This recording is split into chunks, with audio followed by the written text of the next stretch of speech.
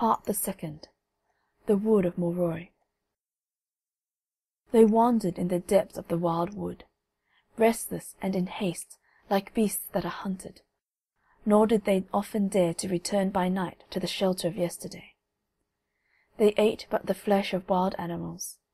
Their faces sank and grew white, their clothes ragged, for the briars tore them. They loved each other, and they did not know that they suffered. One day, as they were wandering in these high woods that had never yet been felled or ordered, they came upon the hermitage of Ogrin. The old man limped in the sunlight under a light growth of maples near his chapel. He leant upon his crutch and cried, "Lord Tristan, hear the great oath which the Cornish men have sworn. The king has published a ban in every parish. Whosoever may seize you shall receive 100 marks of gold for his guerdon, and all the barons have sworn to give you up, alive or dead. Do penance, Tristan. God pardons the sinner who turns to repentance." "And of what should I repent, Ogrin, my lord? Or of what crime? You that sit in judgment upon us here, do you know what cup it was we drank upon the high sea? That good, great draught inebriates us both. I would rather beg my life long, and live of roots and herbs with Iseult than, lacking her, be king of a wide kingdom." "God aid you, Lord Tristan, for you have lost both this world and the next. A man that is traitor to his lord is worthy to be torn by horses and burnt upon the faggot, and wherever his ashes fall no grass shall grow, and all tillage is waste, and the trees and the green things die. Lord Tristan, give back the queen to the man who espoused her lawfully according to the laws of Rome." "He gave her to his lepers. From these lepers I myself conquered her with my own hand, and henceforth she is altogether mine. She cannot pass from me, nor I from her." Ogrin sat down, but at his feet Iseult, her head upon the knees of that man of God, wept silently. The hermit told her and retold her the words of his holy book, but still while she wept she shook her head and refused the faith he offered. "Ah me," said Ogrin then, "what comfort can one give the dead? Do penance, Tristan, for a man who lives in sin without repenting is a man quite dead." "Oh no," said Tristan, "I live, and I do no penance. We will go back into the high wood, which comforts and wards us all round about. Come with me, Iseult, my friend." Iseult rose up. They held each other's hands. They passed into the high grass and the underwood. The trees hid them with their branches. They disappeared beyond the leaves. The summer passed and the winter came. The two lovers lived, all hidden in the hollow of a rock, and on the frozen earth the cold crisped their couch with dead leaves. In the strength of their love neither one nor the other felt these mortal things. But when the open skies had come back with the springtime, they built a hut of green branches under the great trees. Tristan had known ever since his childhood that art by which a man may sing the song of birds in the woods, and at his fancy he would call as call the thrush, the blackbird, and the nightingale, and all winged things, and sometimes in reply very many birds would come on to the branches of his hut and sing their song full-throated in the new light. The lovers had ceased to wander through the forest, for none of the barons ran the risk of their pursuit, knowing well that Tristan would have hanged them to the branches of a tree. One day, however, one of the 4 traitors, Guenelon, whom God blast, drawn by the heat of the hunt, dared enter the Moroi.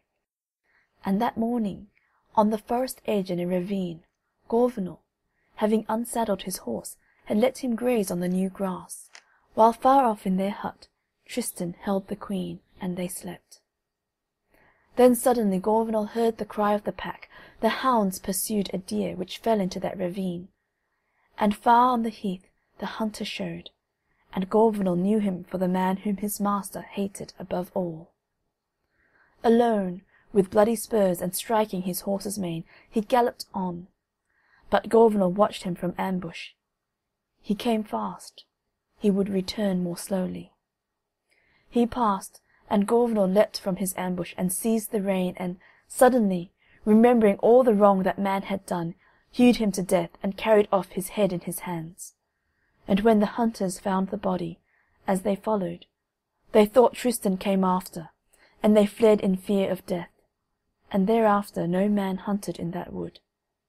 And far off, in the hut upon their couch of leaves, slept Tristan and the Queen. There came Gorvenal, noiseless, the dead man's head in his hands, that he might lift his master's heart at his awakening. He hung it by its hair outside the hut, and the leaves garlanded about. Tristan woke and saw it, half hidden in the leaves, and staring at him as he gazed, and he became afraid. But Gorvenal said, "Fear not, he is dead. I killed him with this sword." Then Tristan was glad, and henceforward from that day no one dared enter the wild wood, for terror guarded it, and the lovers were lords of it all. And then it was that Tristan fashioned his bow, Fail-nought, which struck home always, man or beast, whatever it aimed at. My lords, upon a summer day, when mowing is, a little after Whitsuntide, as the birds sang dawn, Tristan left his hut and girt his sword on him, and took his bow Fail-nought, and went off to hunt in the wood. But before evening great evil was to fall on him, for no lovers ever loved so much or paid their love so dear. When Tristan came back broken by the heat, the Queen said, "Friend, where have you been?" "Hunting a hart," he said, "that wearied me. I would lie down and sleep." So she lay down, and between them Tristan put his naked sword, and on the Queen's finger was that ring of gold with emeralds set therein, which Mark had given her on her bridal day. But her hand was so wasted that the ring hardly held, and no wind blew, and no leaves stirred. But through a crevice in the branches a sunbeam fell upon the face of Iseult, and it shone white like ice. Now a woodman found in the wood a place where the leaves were crushed, where the lovers had halted and slept, and he followed their track and found the hut, and saw them sleeping, and fled off, fearing the terrible awakening of that lord. He fled to Tintagel, and going up the stairs of the palace, found the king as he held his pleas in hall amid the vassals assembled. "Friend," said king, "what came you hither to seek in haste and breathless, like a huntsman that has followed the dogs afoot? Have you some wrong to right, or has any man driven you?" But the woodman took him aside and said low down, "I have seen the Queen and Tristan, and I feared and fled." "Where saw you them?" "In a hut in Moroi. They slept side by side. Come swiftly and take your vengeance." "Go," said the king, "and await me at the forest edge where the red cross stands, and tell no man what you have seen. You shall have gold and silver at your will." The king had saddled his horse and girt his sword, and left the city alone. And as he rode alone he minded him of the night when he had seen Tristan under the great pine tree, and Iseult with her clear face, and he thought, "If I find them, I will avenge this awful wrong." At the foot of the red cross he came to the woodman and said, "Go first and lead me straight and quickly." The dark shade of the great trees wrapped them round, and as the king followed the spy he felt his sword, and trusted it for the great blows it had struck of old. And surely, had Tristan wakened, one of the two had stayed there dead. Then the woodman said, "King, we are near." He held the stirrup, and tied the rein to a green apple tree, and saw in a sunlit glade the hut with its flowers and leaves. Then the king cast his cloak with its fine buckle of gold, and drew his sword from its sheath, and said again in his heart that they or he should die. And he signed to the woodman to be gone. He came alone into the hut, sword bare, and watched them as they lay. But he saw that they were apart, and he wondered because between them was the naked blade.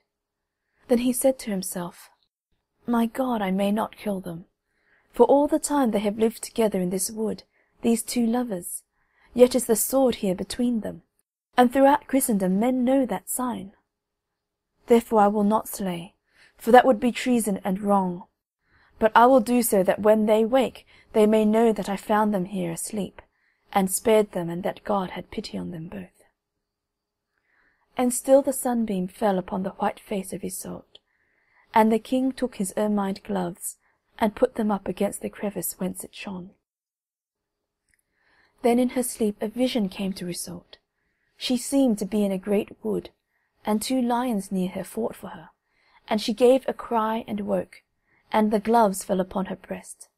And at the cry Tristan woke and made to seize his sword, and saw by the golden hilt that it was the king's. And the queen saw on her finger the king's ring, and she cried, "O my lord, the king has found us here." And Tristan said, "He has taken my sword. He was alone, but he will return, and will burn us before the people. Let us fly." So by great marches with Gorvenal alone, they fled towards Wales. End of The Wood of Moroi, Part the Second. Ogrin the Hermit. After 3 days it happened that Tristan, in following a wounded deer far out into the wood, was caught by nightfall, and took to thinking thus under the dark wood alone. It was not fear that moved the king. He had my sword, and I slept, and had he wished to slay, why did he leave me his own blade? Oh, my father, I know you now. There was pardon in your heart, and tenderness and pity. Yet how was that? For who could forgive in this matter without shame? It was not pardon, it was understanding. The faggot and the chantry leap and the leper ambush have shown him God upon our side. Also I think he remembered the boy who long ago harped at his feet, and my land of Lyonesse which I left for him. The Morholt spear and blood shed in his honour. He remembered how I made no avow but claimed a trial at arms, and the high nature of his heart has made him understand what men around him cannot. Never can he know of the spell, yet he doubts and hopes and knows I have told no lie, and would have me prove my cause. Oh, but to win at arms by God's aid for him, and to enter his peace and to put on mail for him again. But then he must take her back, and I must yield her. It would have been much better had he killed me in my sleep. For till now I was hunted, and I could hate and forget. He had thrown Iseult to the lepers, she was no more his but mine. And now by his compassion he has wakened my heart, and regained the queen. For queen she was at his side, but in this wood she lives a slave, and I waste her youth. And for rooms all hung with silk, she has this savage place, and a hut for her splendid walls, and I am the cause that she treads this ugly road. So now I cry to God the Lord, who is King of the world, and beg him to give me strength to yield back Iseult to King Mark, for she is indeed his wife, wed according to the laws of Rome, before all the barony of his land. And as he thought thus, he leant upon his bow, and all through the night considered his sorrow. Within the hollow of thorns that was their resting place, Iseult the fair awaited Tristan's return. The golden ring that King Mark had slipped there glistened on her finger in the moonlight, and she thought, "He that put on this ring is not the man who threw me to his lepers in his wrath. He is rather that compassionate Lord who, from the day I touched his shore, received me and protected. And he loved Tristan once, but I came, and see what I have done. He should have lived in the king's palace. He should have ridden through kings' and barons' fees, finding adventure. But through me he has forgotten his knighthood, and is hunted and exiled from the court, leading a random life." Just then she heard the feet of Tristan coming over the dead leaves and twigs. She came to meet him as was her wont, to relieve him of his arms, and she took from him his bow, fail not, and his arrows, and she unbuckled his sword straps, and, "Friend," said he, "it is the king's sword.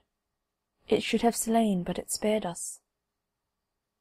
Iseult took the sword and kissed the hilt of gold, and Tristan saw her weeping.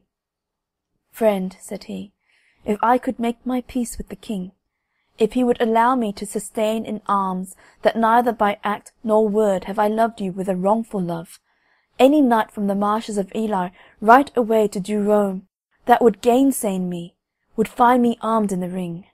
Then if the king would keep you and drive me out, I would cross to the lowlands, or to Brittany with Gorvenal alone.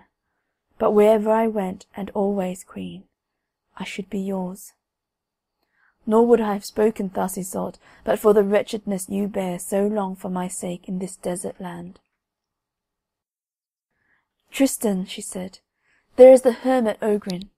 Let us return to him, and cry mercy to the King of Heaven. They wakened Gorvenal. Iseult mounted the steed, and Tristan led it by the bridle, and all night long they went for the last time through the woods of their love, and they did not speak a word. By morning they came to the hermitage, where Ogrin read at the threshold, and seeing them, called them tenderly. "Friends," he cried, "see how love drives you still to further wretchedness. Will you not do penance at last for your madness?" "Lord Ogrin," said Tristan, "hear us. Help us to offer peace to the king, and I will yield him the queen, and will myself go far away into Brittany or the lowlands, and if some day the king suffer me, I will return and serve as I should." And at the hermit's feet Iseult said in her turn, "Nor will I live longer so, for though I will not say one word of penance for my love, which is there and remains for ever, yet from now on I will be separate from him." Then the hermit wept and praised God, and cried, "High King, I praise thy name, for that thou hast let me live so long as to give aid to these." And he gave them wise counsel, and took ink, and wrote a little writ offering the king what Tristan said. That night Tristan took the road. Once more he saw the marble well and the tall pine tree, and he came beneath the window where the king slept, and called him gently. And Mark awoke and whispered, "Who are you that call me in the night at such an hour?" "Lord, I am Tristan. I bring you a writ and lay it here." And the king cried, "Nephew, nephew, for God's sake wait a while." But Tristan had fled and joined his squire, and mounted rapidly. Gorvenal said to him, "O Tristan, you are mad to have come. Fly hard with me by the nearest road." So they came back to the hermitage, and there they found Ogrin at prayer, but Iseult weeping silently.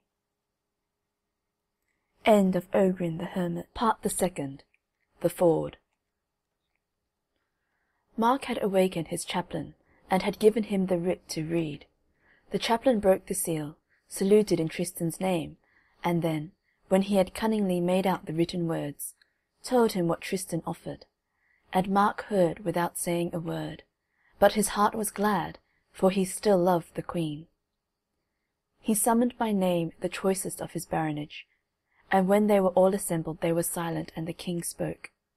"My lords, here is a writ just sent to me. I am your king, and you my lieges. Hear what is offered me, and then counsel me, for you owe me counsel." The chaplain rose, unfolded the writ, and said upstanding, "My lords, it is Tristan that first sends love and homage to the king and all his barony." And he adds, "O king, when I slew the dragon and conquered the king of Ireland's daughter, it was to me they gave her. I was to ward her at will, and I yielded her to you. Yet hardly had you wed her, when felons made you accept their lies, and in your anger, fair uncle, my lord, you would have had us burnt without trial. But God took compassion on us. We prayed him, and he saved the queen, as justice was. And me also, though I leapt from a high rock, I was saved by the power of God. And since then what have I done blameworthy? The queen was thrown to the lepers. I came to her succour, and bore her away. Could I have done less for a woman, who all but died innocent through me? I fled through the woods, nor could I have come down into the vale and yielded her, for there was a band to take us dead or alive. But now, as then, I am ready, my lord, to sustain in arms against all comers that never had the queen for me, nor I for her, a love dishonourable to you. Publish the lists, and if I cannot prove my right in arms, burn me before your men. But if I conquer, and you take back Iseult, no baron of yours will serve you as will I. And if you will not have me, I will offer myself to the king of Galloway, or to him of the Lowlands, and you will hear of me never again." Take counsel, king, for if you will make no terms, I will take back Iseult to Ireland, and she shall be queen in her own land." When the barons of Cornwall heard how Tristan offered battle, they said to the king, "Sire, take back the queen. They were madmen that belied her to you. But as for Tristan, let him go and war it in Galloway or in the Lowlands. Bring him back Iseult on such a day, and that soon." Then the king called thrice clearly, "Will any man rise in accusation against Tristan?" And as none replied, he said to his chaplain, "Write me a writ in haste. You have heard what you shall write. Iseult has suffered enough in her youth, and let the writ be hung upon the arm of the Red Cross before evening. Write speedily." Towards midnight Tristan crossed the heath of sand, and found the writ, and bore it sealed to Ogrin, and the hermit read the letter. How Mark consented by the counsel of his barons to take back Iseult, but not to keep Tristan for his liege. Rather let him cross the sea when, on the 3rd day hence, at the ford of Chances, he had given back the queen into King Mark's hands. Then Tristan said to the queen, "O my God, I must lose you, friend, but it must be, since I can thus spare you what you suffer for my sake. But when we part for ever, I will give you a pledge of mine to keep, and from whatever unknown land I reach, I will send some messenger, and he will bring back word of you, and at your call I will come from far away." Iseult said, sighing, "Tristan, leave me your dog Toothold, and every time I see him, I will remember you and will be less sad. And, friend, I have here a ring of green jasper. Take it for the love of me and put it on your finger. Then if any one comes saying he is from you, I will not trust him at all till he show me this ring, but once I have seen it, there is no power or royal ban that can prevent me from doing what you bid, wisdom or folly." "Friend," he said, "here give I you Toothold." "Friend," she replied, "take you this ring in reward." And they kissed each other on the lips. Now Ogrin, having left the lovers in the hermitage, hobbled upon his crutch to the place called the Mount, and he bought ermine there, and fur, and cloth of silk and purple and scarlet, and a palfrey harnessed in gold that went softly. And the folk laughed to see him spending upon these the small moneys he had amassed so long. But the old man put the rich stuffs upon the palfrey and came back to Iseult, and, "Queen," said he, "take these gifts of mine that you may seem the finer on the day when you come to the ford." Meanwhile the king had cried through Cornwall the news that on the 3rd day he would make his peace with the queen at the ford, and knights and ladies came in a crowd to the gathering, for all loved the queen and would see her, save the 3 felons that yet survived.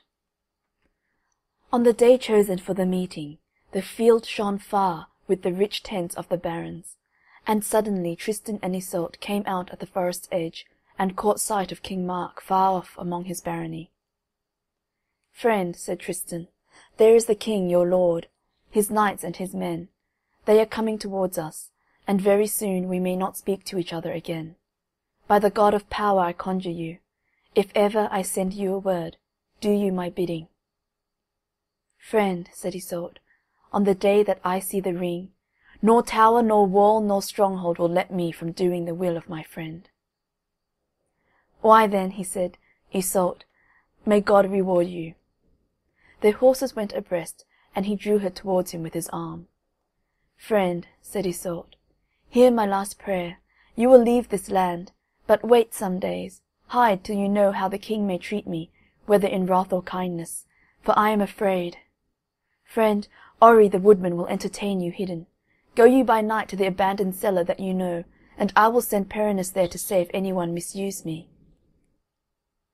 "Friend, none would dare.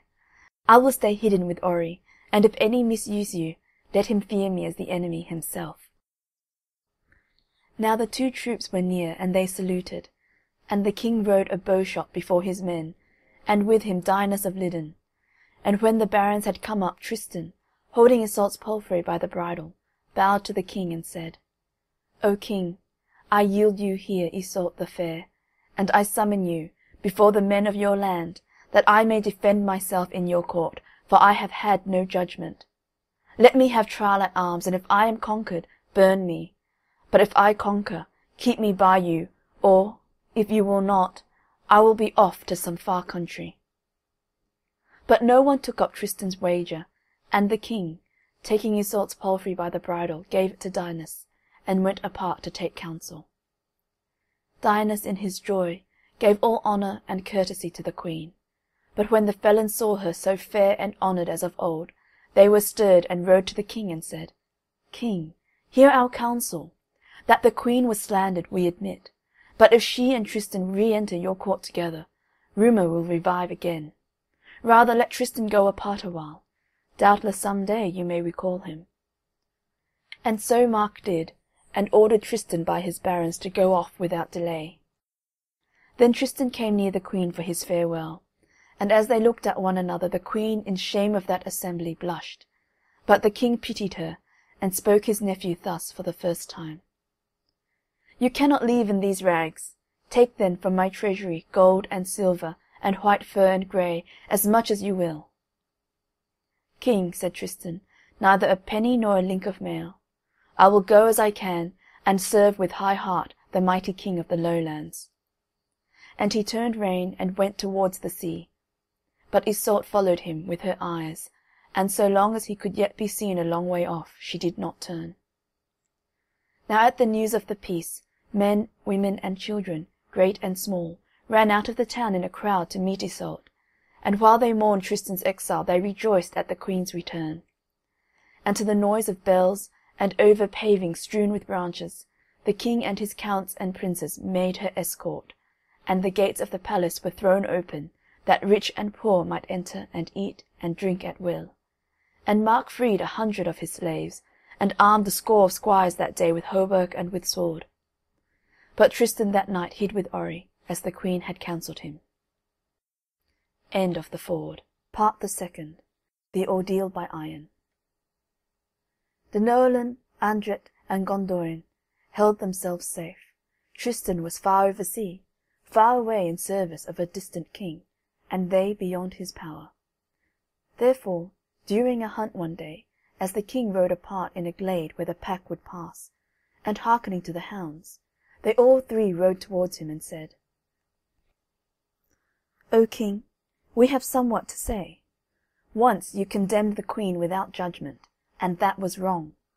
Now you acquit her without judgment, and that is wrong. She is not quit by trial, and the barons of your land blame you both. Counsel her then to claim the ordeal in God's judgment, for since she is innocent, she may swear on the relics of the saints, and hot iron will not hurt her. For so custom runs, and in this easy way are doubts dissolved." But Mark answered, "God strike you, my Cornish lords, how you hunt my shame! For you I have exiled my nephew, and now what would you now? Would you have me drive the queen to Ireland too? What novel plaints have you to plead? Did not Tristan offer you battle in this matter? He offered battle to clear the queen for ever. He offered, and you heard him all. Where then were your lances and your shields?" "Sire," they said, "we have counselled you loyal counsel as lieges, and to your honour, henceforward we hold our peace. Put aside your anger, and give us your safeguard."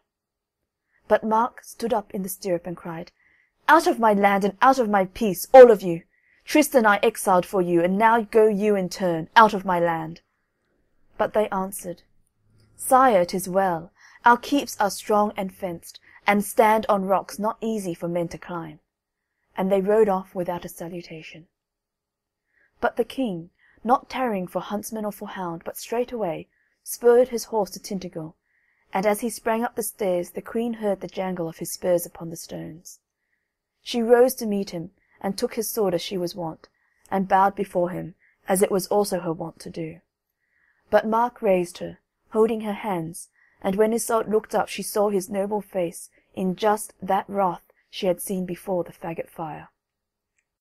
She thought that Tristan was found, and her heart grew cold, and without a word she fell at the king's feet. He took her in his arms and kissed her gently till she could speak again, and then he said, "Friend, friend, what evil tries you?" "Sire, I am afraid, for I have seen your anger." "Yes, I was angered at the hunt." "My lord, should one take so deeply the mischances of a game?" Mark smiled and said, "No, friend, no chance of hunting vexed me, but those 3 felons whom you know, and I have driven them forth from my land." "Sire, what did they say, or dare to say of me?" "What matter? I have driven them forth." "Sire, all living have this right, to say the word they have conceived, and I would ask a question, but from whom shall I learn save from you? I am alone in a foreign land, and have no one else to defend me." "They would have it that you should quit yourself by solemn oath, and by the ordeal of iron, saying that God was a true judge, and that as the Queen was innocent, she herself should seek judgment as would clear her for ever. This was their clamour and their demand incessantly. But let us leave it. I tell you I have driven them forth." Iseult trembled, but looking straight at the king, she said, "Sire, call them back. I will clear myself by oath, but I bargain this, that on the appointed day you call King Arthur and Lord Gawain, Girflet, Kay the seneschal, and 100 of his knights to ride to the sandy heath where your land marches with his, and a river flows between. For I will not swear before your barons alone, lest they should demand some new thing, and lest there should be no end to my trials. But if my warrantors, King Arthur and his knights, be there, the barons will not dare dispute the judgment." But as the heralds rode to Cadril, Iseult sent to Tristan secretly her squire Perinis, and he ran through the underwood, avoiding paths, till he found the hut of Orri the woodman, where Tristan for many days had awaited news. Perinis told him all, the ordeal, the place and the time, and added, "My lord, the Queen would have you on that day and place come dressed as a pilgrim, so that none may know you, unarmed, so that none may challenge, to the sandy heath. She must cross the river to the place appointed. Beyond it, where Arthur and his 100 knights will stand, be you also, for my lady fears the judgment, but she trusts in God." Then Tristan answered, "Go back, friend Perinis. Return you to the Queen, and say that I will do her bidding." And you must know that as Perinis went back to Tintagel, he caught sight of that same woodman who had betrayed the lovers before, and the woodman, as he found him, had just dug a pitfall for wolves and for wild boars, and covered it with leafy branches to hide it. And as Perinis came near, the woodman fled, but Perinis drove him and caught him, and broke his staff and his head together, and pushed his body into the pitfall with his feet. On the appointed day King Mark and Iseult and the barons of Cornwall stood by the river, and the knights of Arthur and all their host were arrayed beyond. And just before them, sitting on the shore, was a poor pilgrim, wrapped in cloak and hood, who held his wooden platter and begged alms. Now as the Cornish boats came to the shoal of the further bank, Iseult said to the knights, "My lord, how shall I land without befouling my clothes in the river mud? Fetch me a ferryman." And one of the knights hailed the pilgrim and said, "Friend, truss your coat and try the water. Carry you the Queen to shore, unless you fear the burden." But as he took the Queen in his arms, she whispered to him, "Friend," and then she whispered to him lower still, "Stumble you upon the sand." And as he touched shore, he stumbled, holding the Queen in his arms, and the squires and boatmen with their oars and boat-hooks drove the poor pilgrim away. But the Queen said, "Let him be, some great travail and journey has weakened him." And she threw to the pilgrim a little clasp of gold. Before the tent of King Arthur was spread a rich Nicean cloth upon the grass, and the holy relics were set on it, taken out of their covers and their shrines. And round the holy relics on the sward stood a guard more than a king's guard, for Lord Gawain, Girflet, and Kay the seneschal kept ward over them. The Queen, having prayed God, took off the jewels from her neck and hands, and gave them to the beggars around. She took off her purple mantle and her overdress, and her shoes with their precious stones, and gave them also to the poor that loved her. She kept upon her only the sleeveless tunic, and then with arms and feet quite bare, she came between the 2 kings, and all around the barons watched her in silence, and some wept, for near the holy relics was a brazier burning. And trembling a little, she stretched her right hand towards the bones, and said, "King of Logres and of Cornwall, my lords Gawain and Kay and Girflet, and all of you that are my warrantors, by these holy things and all the holy things of earth, I swear that no man has held me in his arms, saving King Mark my lord, and that poor pilgrim. King Mark, will that oath stand?" "Yes, Queen," he said, "and God see to it." "Amen," said Iseult, and then she went near the brazier, pale and stumbling, and all were silent. The iron was red, but she thrust her bare arms among the coals and seized it, and bearing it, took 9 steps. Then as she cast it from her, she stretched her arms out in a cross, with the palms of her hands wide open, and all men saw them fresh and clean and cold. Seeing that great sight, the kings and the barons and the people stood for a moment silent. Then they stirred together, and they praised God loudly all around. End of The Ordeal by Iron. End of Part the Second.